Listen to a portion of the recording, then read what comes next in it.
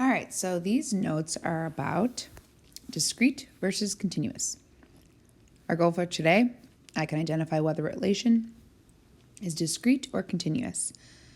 So if you fast forward and look through our notes, they look very similar to our past 2 days of notes. And they start off that way, but then we add on the question of whether the graph is discrete or continuous.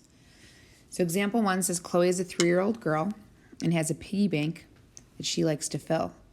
She started with 5 pennies, and every day after daycare, she's excited when she gets 3 more pennies to add to her bank. So, just like before with our variables in the story. So we have X and we have Y. So as you read through this here, you know that she started off with 5 pennies and that you know she's adding 3 pennies every day, but you don't know how many days she's doing this for. So X is going to be the number of days that she's adding the money. And then Y is not going to be the total amount of penny that she makes, but it's going to be how much money is in her bank. So I'll say total in bank. You don't want to forget about that original 5 cents that she has. That's why I say it's not like how much she gets after daycare, right? As X increases, so as the days increase, what's happening to her money? Y increases. All right, let's go ahead and make a table with the X and Y values. So we're going to start off with 0 days after 1 day, 2 days, 3 days. Notice there's no decimal of a day in here, like, after 1.5 days, because it says at the end of every day she gets 3 pennies. All right, so on day 0, she'll still have her 5 pennies that she started with, and then 3 more, which is 8, 3 more, which is 11, 3 more, which is 14, and so on and so forth. My equation, Y equals, she's got her 5 original pennies plus 3 pennies per day. All right, we are going to make a graph for this story here. So, first thing I'm going to do is label my X and Y axis in words. So once again, this was number of days, and this was total in bank.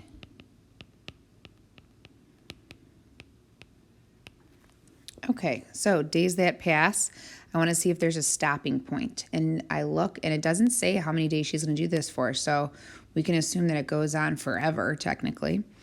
So I'm not going to worry about my x-axis as far as if I have to go by like 2 days or by 5 days. I'm going to go by 1 day here. So the y-axis is day 0, and then I have 1, 2 days, 3, 4, 5, 6, 7, 8, 9, 10. All right, now I'm going to label my y-axis. I'm not going to label my y-axis 1, 2, 3, 4, 5, 6, 7, 8, 9, 10. The reason why is because I want to get as many points as possible on this graph. And if I think about it, I can figure out how many pennies she's going to have after 10 days. So if I do y equals 5 plus 3 times 10, I know that she's going to have 35 pennies on the 10th day. So I want to have the point 10, 35 on this graph.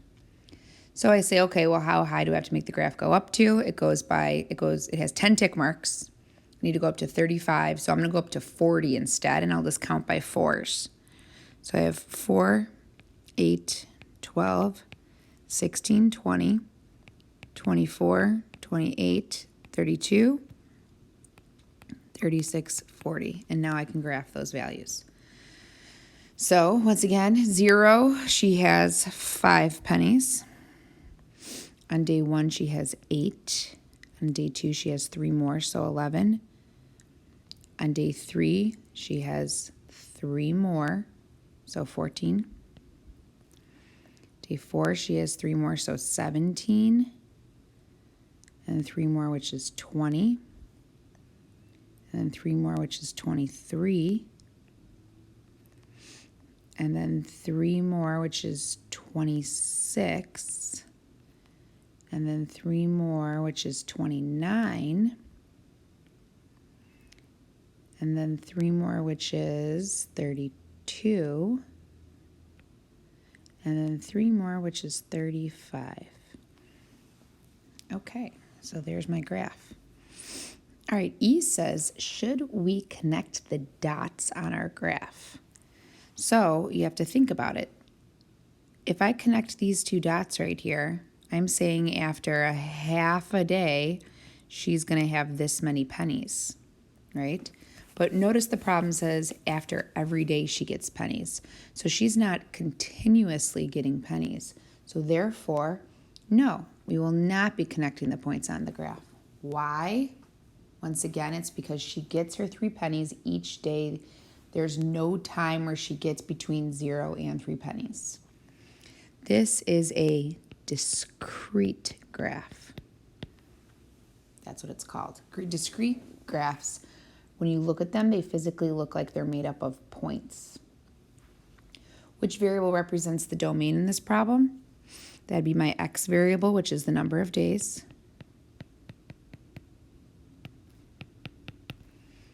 And which is my range? That's my y variable, which is the total in the bank.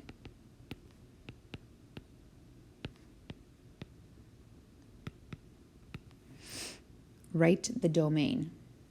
All right, so as we learned on the previous notes here, this is a list of numbers. It's not from 0 to 10. Doesn't stop there, it keeps going, first off. But I have no decimals involved. It's just those individual numbers. So since it's a list, I'm going to use a curly bracket. I'm going to go 0 days, 1 day, 2 days. And then I'm going to go dot, dot, dot, and usually comma where it ends. But this does not end. It doesn't have an end game here. It doesn't say like after blank days. My graph paper stopped at 10, but that doesn't mean it ends there. So I'm just going to put dot, dot, dot, meaning it goes on forever, and then end the curly bracket. Write the range, curly bracket, 5, 8, 11, dot, dot, dot. And then once again, that's going to continue on for as long as she's going to daycare. All right, here's our next example.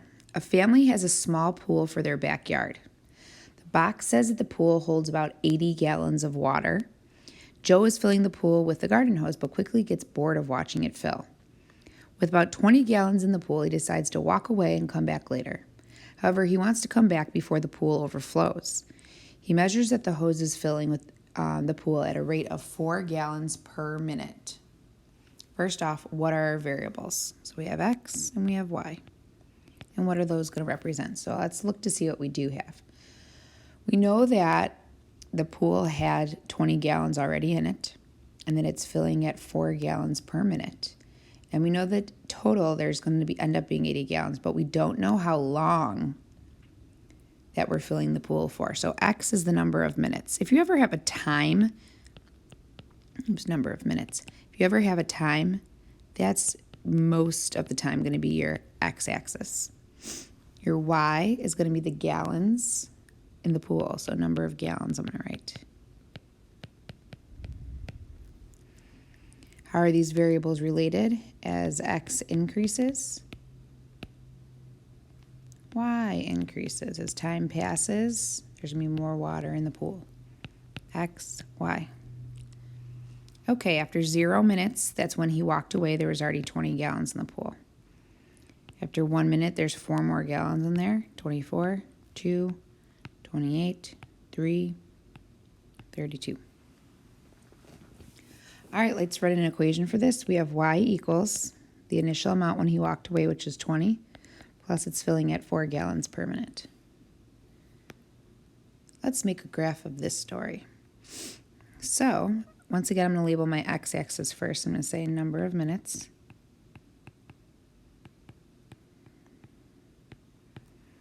My y-axis is number of gallons in the pool.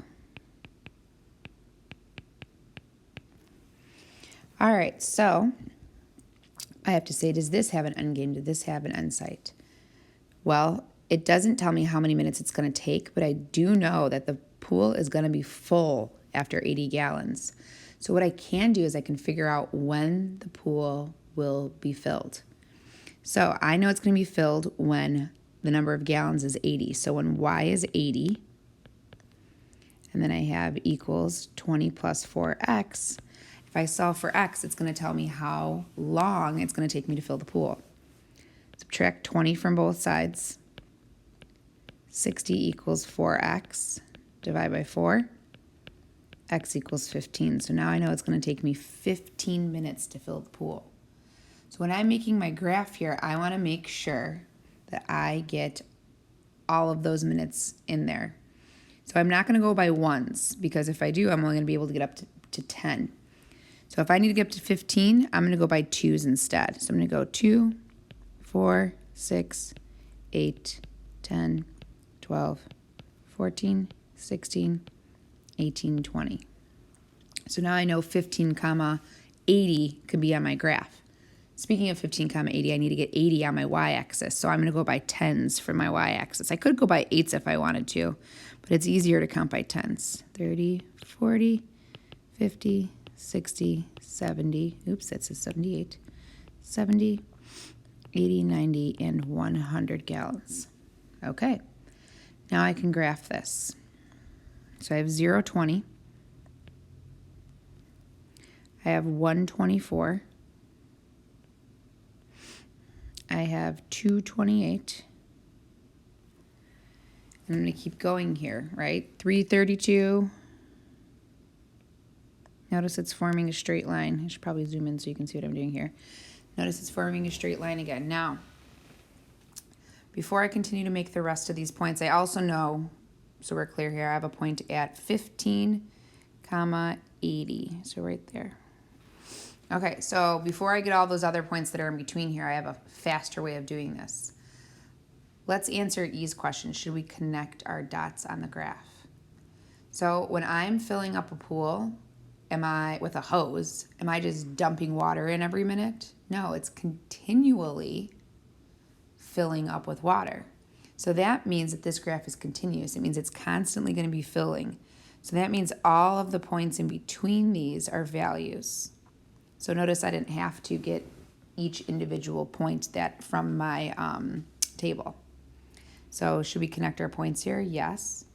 Once again, why? Time is continuous. So time is continuous. That's why we're doing it.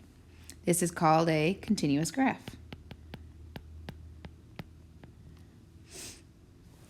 Which variable represents the domain? That's x, which is number of minutes.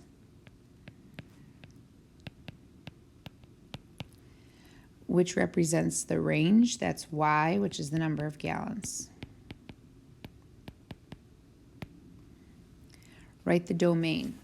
Okay, so now if you look at your graph, you can see that this is not a list of points.